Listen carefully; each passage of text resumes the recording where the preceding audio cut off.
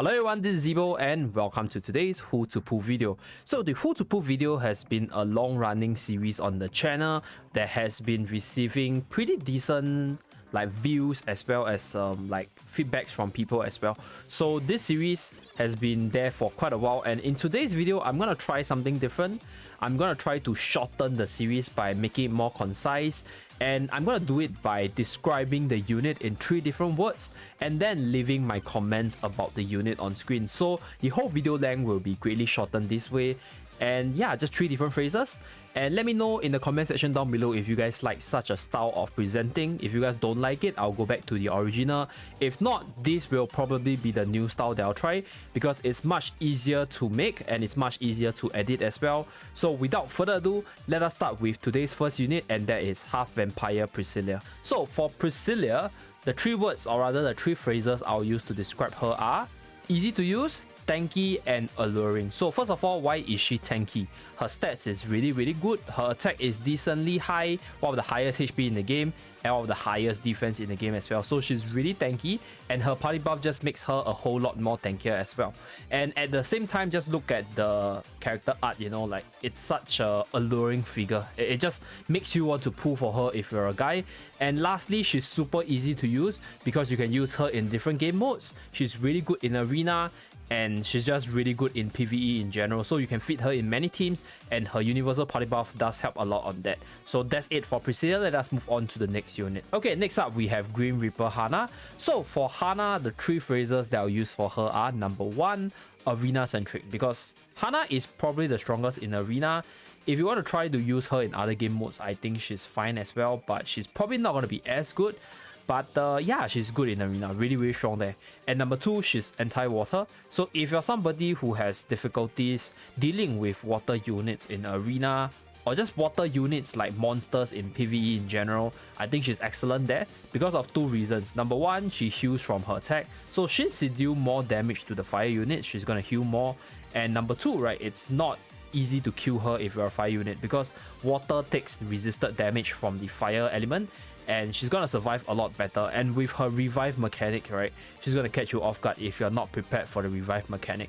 And lastly, the phrase for her is a trap, because when Hana was initially released, people actually speculated her to be a guy, but eventually people confirmed her to be a girl. But then again, looking at her design, I think she looks a bit like a guy, right? Just based on the looks itself. So yeah, it is very suitable to call her a trap in this case. And with that, let us move on to the next unit. Next up, we have Mecha Warrior Ogma. So Ogma's 3 phrases are number 1, buffed up, number 2, tankiest box picker, and number 3, long lasting. So number 1, he recently got a buff which makes his attack become even better, as well as giving him a little bit more chain skill damage. So these minor changes, as well as the change to the weapon skill reflect ability, which increases the max damage Ogma can reflect, make him a really much more powerful arena unit right now, because he deals a lot better with full damage comp, because he reflects so much damage that a lot of full damage comp cannot survive their own damage reflection.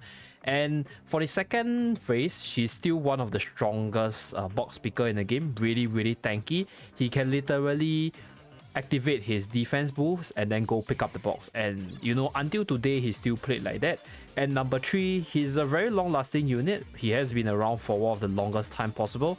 As far as I know it, I think Ogma has been around since 2020, and you can still see him being used in Colosseum as well as Arena till this date. So that's why he's really good there, and he's probably one of the top tier investment in the long run, because I really don't see how his special ability is going to be matched by other units unless they do a reprint for the ability on another unit. If not, he's going to be useful in a team setting just based off the amount of defense he can provide for your other much more paper units. Next up, we have Autonomous Android Mark II. So for Mark II, 3 phrases for Mark II are number 1, annoying, number 2, massive revamp, and number 3, weakest boss.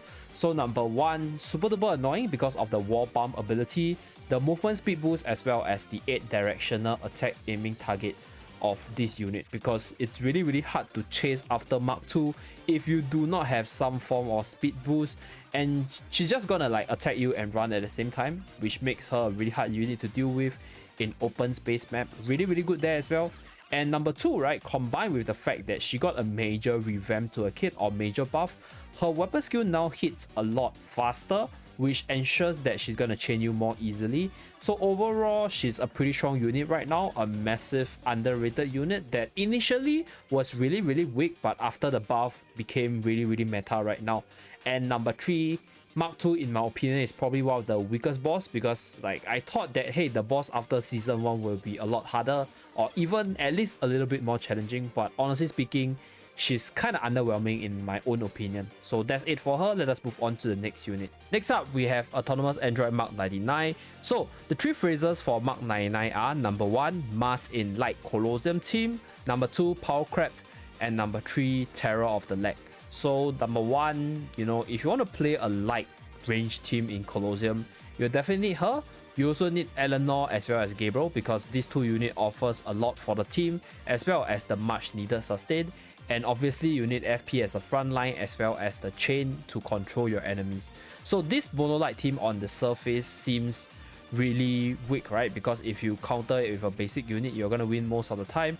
But the thing is, it can catch a lot of the other teams off guard because of the massive damage boost that you're gonna get from the light buff that Eleanor can provide for the whole team, as well as the insane piercing damage that Mark 99 can do just by staying in the backline. So that's just how powerful Mark 99 can be in that team, and she's a must if you're planning to build that monolite team.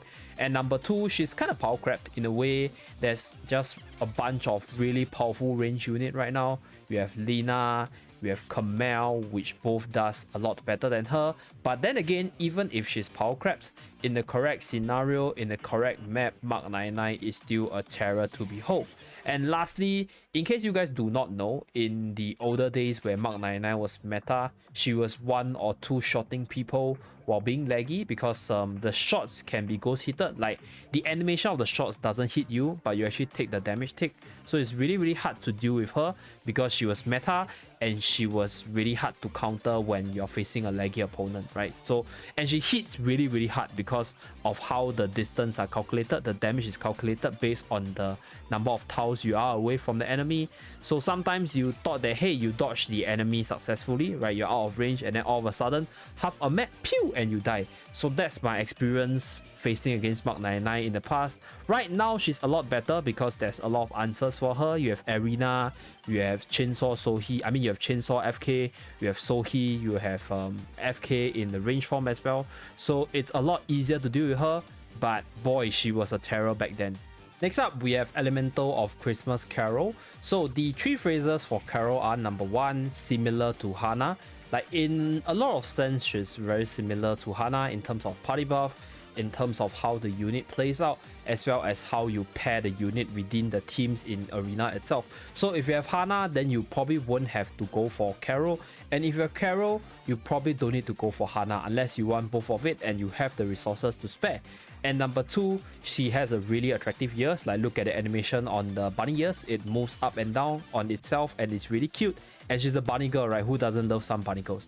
And lastly, number 3, she's very niched, because I honestly don't think she's good anywhere else because she's a melee AI. So she's probably only really good in arena, but everywhere else she's kind of bad, right? You probably won't want to use her in Colosseum. And she's okay for raid, but I don't see a lot of light melee teams around. Like the light range team is a lot stronger. So if you're building a raid team, you're probably not going to focus on Carol as much. So very niche there, but really strong in arena, just like Hana. So that's pretty much it for her. Yep, and that's it for this video. Let me know down in the comment section below whether or not you guys prefer such a style of presentation, or whether or not the previous video style is a lot better. Thank you very much for watching. Do remember to like and subscribe in order to see more videos from the channel. I'll see you guys again in my next video. Bye guys!